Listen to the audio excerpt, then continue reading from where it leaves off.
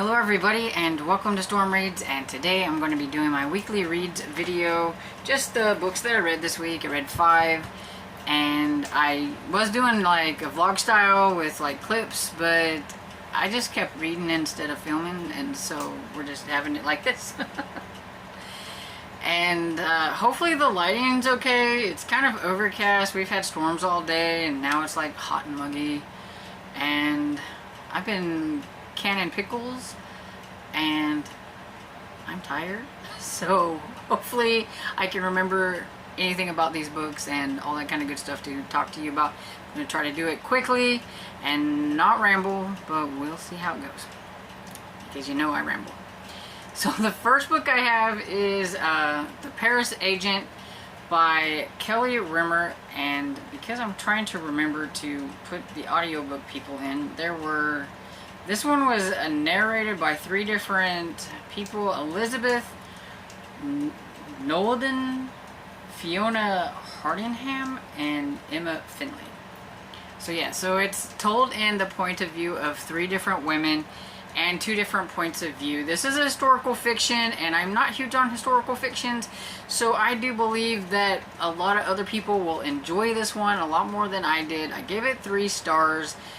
It's got a timeline from the 1970s that involves Charlotte and her father, who was in the World War II, and he, because of a head injury that he had during the war, and this one moment in that war, which is what they're concentrating on, and that's when that happened. He can't remember a lot of what happened during that time, but he does remember that there was this guy Rennie who saved him, and he really wants to thank the man who saved his life and everything. So that gets them going and trying to find people who are looking into like the timeline of the SOE agents and things like that, and maybe he can get in contact with them. There's a professor that works with all this. He's been trying to collect all the people from World War II that worked in that, and trying to just get their information and things like that, to just kind of, you know, put things together and all that kind of stuff.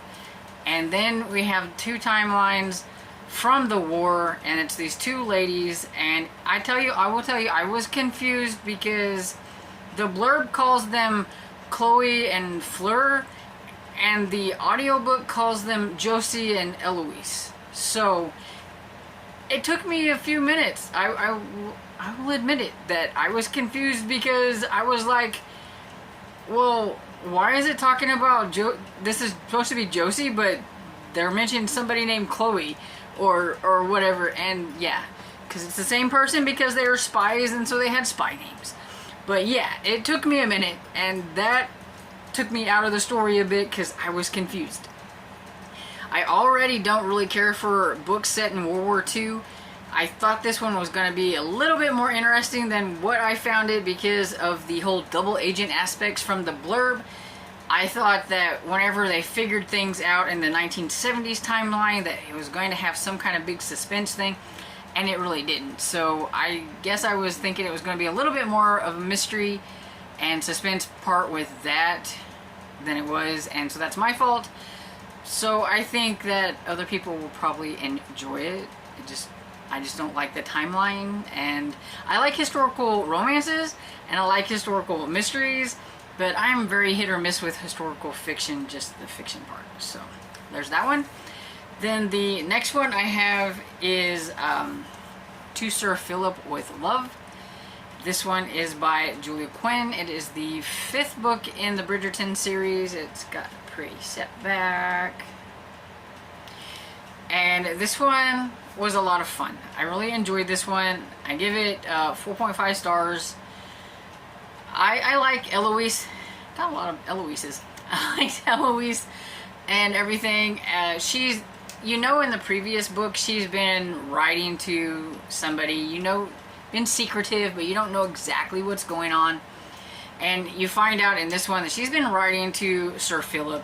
His wife died, and his wife happened to be a cousin of the Bridgertons, and so she just kind of felt like, you know, she should send him a note and, you know, stuff, because his wife passed on. And well, he's kind of craving a little bit of like attention. He's lonely, and he just, you know, companionship would be it, more than attention, but companionship.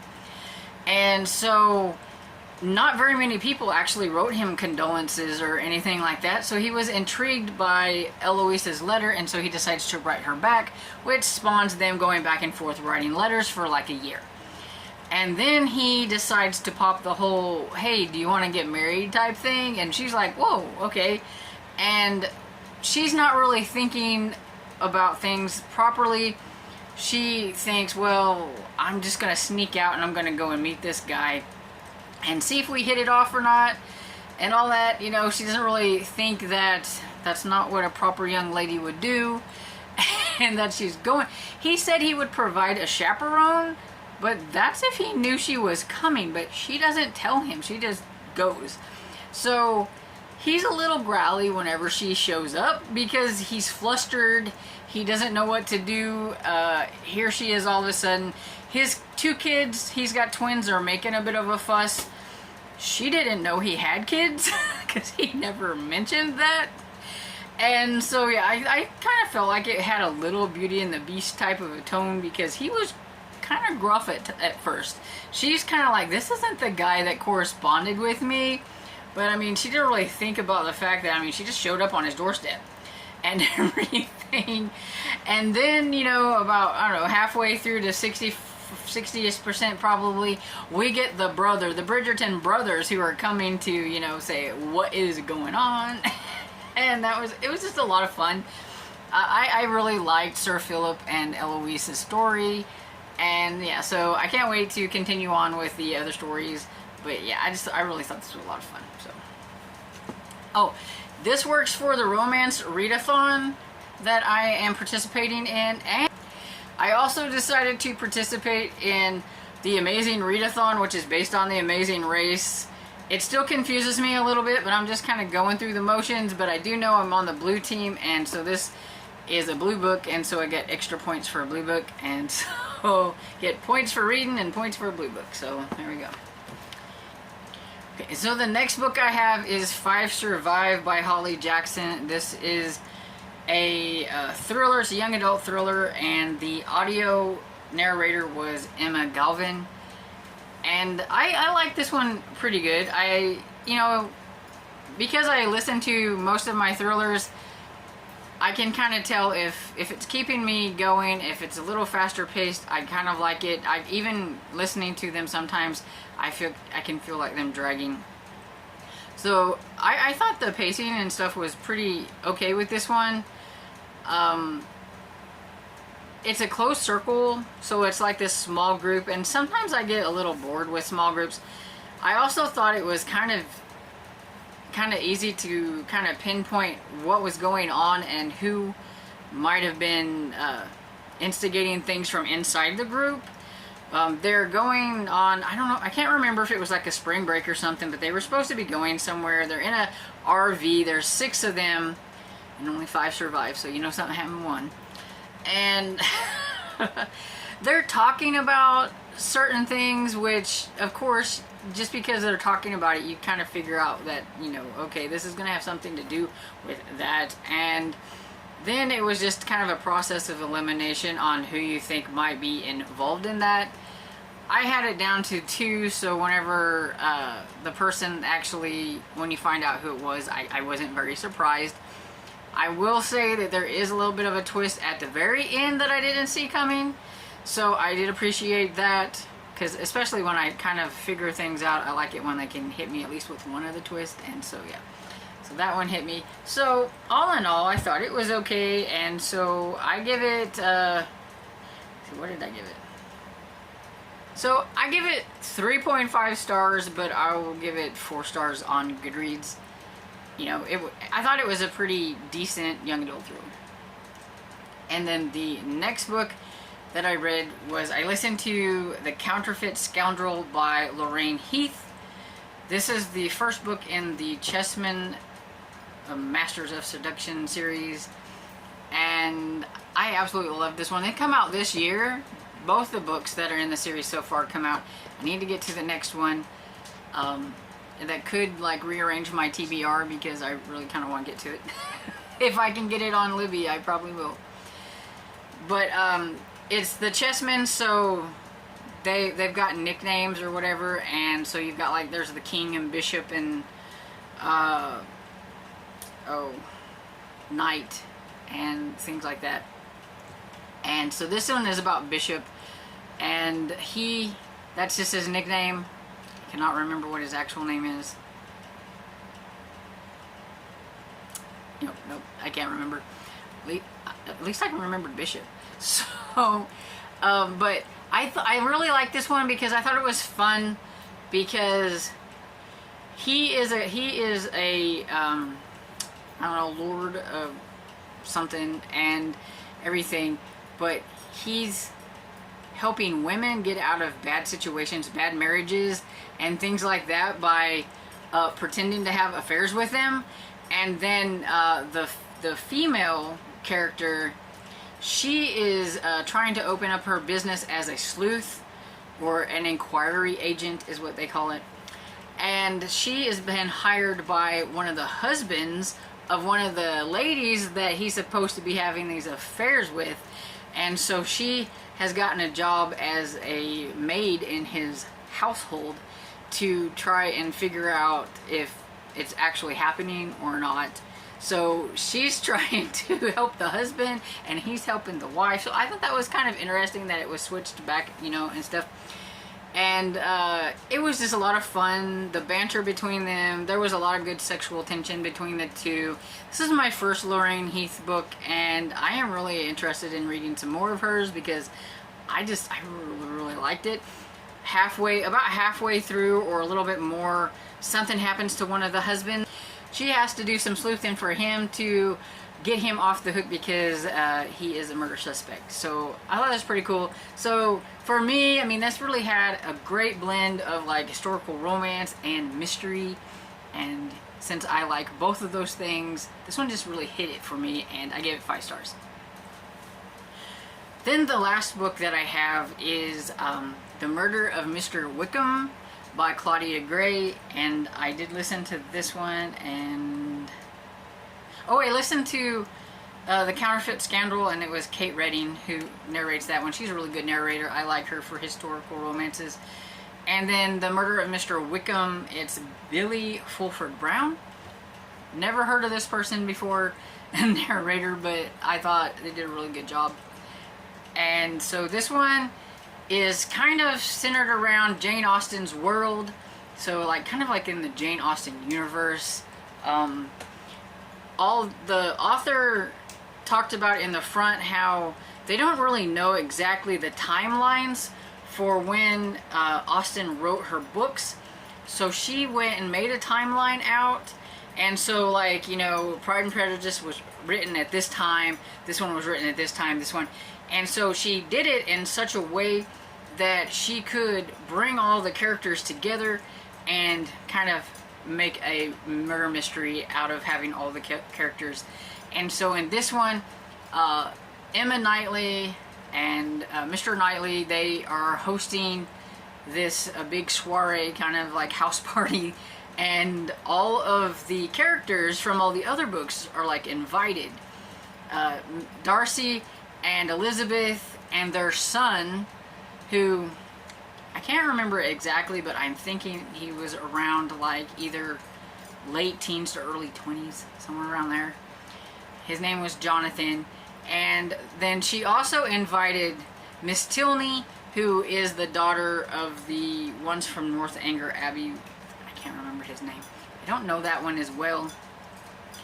But, so she's been invited, and I think she was like 17 or something like that. And so it was a lot of fun. I think you can read it without actually reading the Austen books, and you just think it's a really kind of fun murder mystery. But I think if you've read the books and stuff, you can pick up on a few things that you can tell that the author knows her way around things like the Austen world or whatever. Because like, you've got she invited the Darcys, but also their son, and invited this Miss Tilney, and they're about the same age. And if anybody has read Emma or watched any of the movies, we all know that Emma is a matchmaker. So, you know, her husband was like, she's doing it again, you know, matchmaking again. She just can't help herself. Even though she's a little older now, she still can't help herself. And so yeah, so that was kind of fun. I'm going to say one thing. Since I don't know autism spectrum things very well, so somebody who's read it can let me know, but I feel like they made Jonathan a little on the autism side. He has to rock and things like that whenever he's trying to think. He doesn't really like people touching him. He knows that it's proper, that he has to touch people, and that, you know, it's, you know, because of, you know, he is a Darcy and he has to do these things and all the proper things that he has to do and stuff. And so he thinks that, like, his father doesn't really care for him as much because he has these social cues. He's very socially awkward and things like that. He kind of is a little bit anxious about being in places where he knows he's going to have to dance. He knows he needs to ask the lady to dance, but sometimes he doesn't talk about the right things, and he really likes this one book and he wants to talk about the book, and his mother tells him that not everybody wants to know about his favorite book. And so it makes me think that he's a little supposed to be kind of that way. I'm not sure, so somebody can let me know. But yeah, so they're having this gathering, and they did not invite George Wickham, and he ends up coming. And then, of course, we all know, well, if you've read Pride and Prejudice, we know that they are not fans of Mr. Wickham. And so he is kind of the evil character of Pride and Prejudice. And then you get these connections from other characters and why they don't like him. There's certain ones that don't like them. You've got Franny Bertram, which is from Mansfield Park, and she has a reason why not to like him. Colonel Brandon from Sense and Sensibility has a reason not to like him. Captain Wentworth is not a happy camper whenever he shows up because of some things, some money things that have happened and all that stuff. So a lot of them have a really good reason to be a suspect whenever he is killed.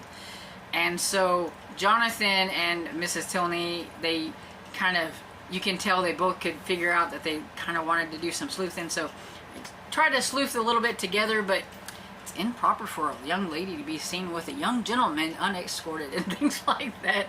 And so they get themselves in a little trouble, especially with Mr. Darcy and stuff. But yeah, it was a lot of fun. There were a few things that stopped me from giving it like a 5-star. This is just my preference and some things that were in it. I just felt like it didn't need to be in there. And then I also had a hard time with the characters being older. I would have to remember that these characters, they're supposed to be older. Although Marianne, I don't think, was too much older within her timeline, because her and Colonel Brandon had only been married, I think, 5 months at the time of this or something like that. So yeah, but overall, I really did enjoy it, and I can't wait to read the second one. And so I give this one, I don't know if I said, but 4.5 stars. Because there was just that one little thing that kept it from being a 5-star. But overall, I really liked it. And so yeah, that's all the books. And so what I'm currently working on is A Dangerous Lord by Sabrina Jeffries. This is the 3rd book in the Lord's trilogy. I have to read this one with my eyeballs. Thank goodness the print is a little bit bigger than some of the other ones that I've had. I am on page 100, so I have like 276 pages to go. It actually reads fairly quick if I just stick with it and read. So I think I'll be able to probably finish this one up this coming week and everything. Audiobook wise, what am I going to pick up? I don't know. I was just looking. What am I going to do?